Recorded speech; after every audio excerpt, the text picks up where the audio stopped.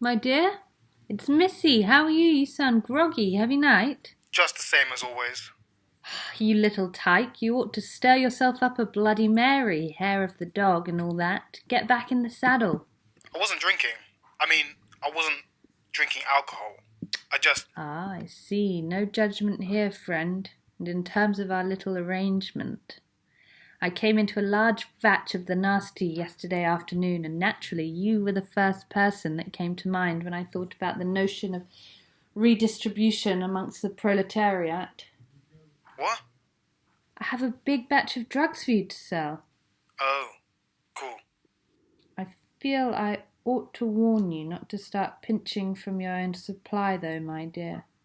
Obviously it's yours once you buy it, but just a word to a friend, it's a slippery slope. Ends in nostrils the size of plug holes. It's not an issue. I'm clean. No one's clean, Sid, my boy. You're telling me you have no vices whatsoever? Only the old ones. The classics, they say. Would you not say, though, that you're addicted to your own way of thinking? Nah. I wish it was that simple. Well then, shall we meet down the same way later? At sundown, as always? What a creature of the night you are. It's the life we choose, after all. Some of us. You ought to be careful down there, though. Some dangerous sorts I've heard about.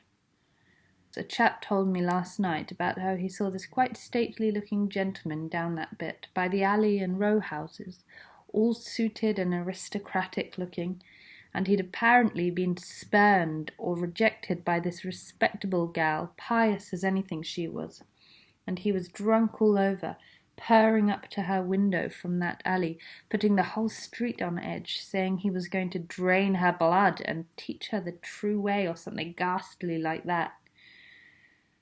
Sounds like some sort of strange Freemason thing. Probably a banker, lads. They don't seem to comprehend rejection too well. Makes them start questioning their whole contract with God. Well, be careful. I'll be invisible. The life we choose, my dear. I'm getting another call, Sid, my dear. I'll see you shortly, though. Bye-bye now. See you then. Hello, who's this? Oh, hi. Sorry, I got given this number for... Oh, yes, I was told. You're the party girl, aren't you? Sorry, yes, I was told about you. So I suppose it's not my place to say, but I thought you were missing. What? No. Oh, no, that wasn't you, was it? I'm sorry. Is this Missy, I was told? Yes, this is she. And rest assured your needs will be seen to, my dear, as I presume they are recreational. Yeah, Well, I have just the man for you. I'll send him your way. But pray do tell, has there been any other updates on the Dorothy W. girl? That was what I was getting confused about. The girl who went missing, I mean. Sorry, I had it all churned up in my head just then, but you know, Dorothy W., the one whose boyfriend kept her all locked up and whatnot. I really don't know. I really don't know about that. I haven't heard anything like that. There's a girl called Dorothy who went missing, but she wasn't locked up or anything. I think she just went missing. Really? I was very much told that she was locked up. No, I don't think. She went to the uni I was at. She was a squatter. People say someone came and took her at night or something. Really awful. She was pregnant too. The plot thickens. What a tragedy. Yeah. Should I meet you then? I can't be going out, dear, but I'll send you the number of someone who shall be. I was just, in fact, on the phone with him, and I'll be seeing him later, so I can vouch for you as well. I'm getting another call, my love, but I shall send you that number over. Bye now. Hey. My dear, how are you? I'm good. Bored as fuck. Symptom of the generation, my dear. I assume in the event of such an affliction, you're then after either numbers or information. Yeah, hit nail on the head. Well, I have given your lovely partner the number of an accomplice of mine. Did he not provide? no, he's good. He's good. More wanted to know if anything's going down. There's nothing, my dear. The world has dried up and locked itself away. Everyone's scared of something bigger than them for once, it seems. Not even a hint of an underground bash about. The closest we've got to an event is illegal drinking in the parks. The rumours are spreading like wildfire and the 5G is getting everywhere.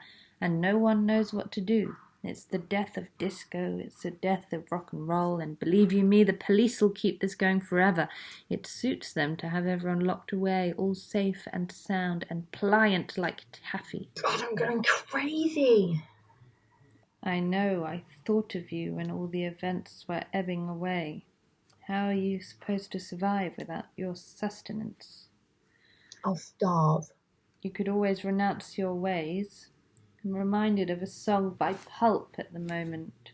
Return home? I'd rather starve. But you could return home. There are many from the scene who cannot. What are you trying to say? Nothing, my dear, nothing at all. I'm the same. I could go back to lavish meals 3 times a day, but we have committed, have we not? We're sad. I suppose, in a sense. What the fuck am I going to do? Try not to lose what you've made for yourself, my dear. Try not to lose the identity that you've made for yourself. In all the tucked away chaos, don't go zombie. Don't join all the other zombies, at least.